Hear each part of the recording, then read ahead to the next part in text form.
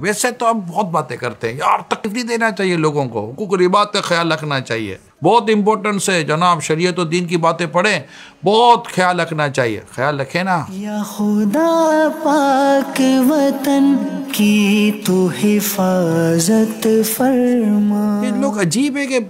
آزادی کے موقع پر باجے بجاتے ہیں، حالانکہ اتنی تکلیف ہوتی ہے باجے بجانے سے، ویسے شریعت نے بھی اس کی اجازت نہیں دی ہے، لیکن آج کل چل پڑا یہ باجوں کا نظام، تو یہ باجے نہیں بجانے چاہیے۔ اللہ پاک کا شکر ادا کریں، نمازیں پڑھیں، عبادت کریں، شکرانے کے نفل پڑھیں، اور ایک دوسرے کا خیال رکھیں۔ یعنی ایک ایسا آلہ، ایک ایسا ایکوپمنٹ اب بڑے بچوں کے ہاتھوں میں آ گیا جس سے لوگوں کو تکلیف ہو رہی ہے، اور تکلیف دینے کی اجازت نہیں، اور بہت تکلیف ہو رہی ہے، گھروں میں تکلیف ہو رہی ہے، گھروں میں بیٹھے ہوئے کو تکلیف ہو رہی ہے۔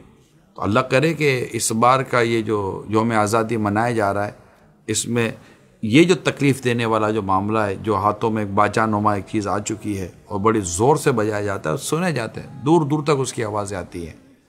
مسجد میں لوگ نماز پڑھ رہے ہوتے تکلیف ہو رہی ہوتی ہے، گھروں میں لوگ آرام کریں تکلیف ہو رہی ہوتی ہے۔ ویسے تو ہم بہت باتیں کرتے ہیں یار، تکلیف نہیں دینا چاہیے لوگوں کو، حقوق ربات کا خیال رکھنا چاہیے، بہت امپورٹنٹ ہے جناب، شریعت و دین کی باتیں پڑھیں، بہت خیال رکھنا چاہیے، خیال رکھیں نا۔ کس نے منع؟ صحیح بات ہے، واقعی لوگوں کو تکلیف نہیں دینی چاہیے، یہ باجوں سے تکلیف ہو رہی ہے، یہ جو آپ جو موٹر سائیکل میں جو سائلنسر کی جالی نکال کے جو پھیر رہے ہیں اس پر تکلیف ہو رہی ہے، یہ جو خوشی کے نام پر جو آپ فائرنگیں کر رہے ہیں اس پر تکلیف ہو رہی ہے، بہت واقعی تکلیف ہو رہی ہے، جو بڑے بڑے ہارن بجا رہے ہیں، گانے بجا رہے ہیں، تکلیف ہو رہی ہے، یہ جو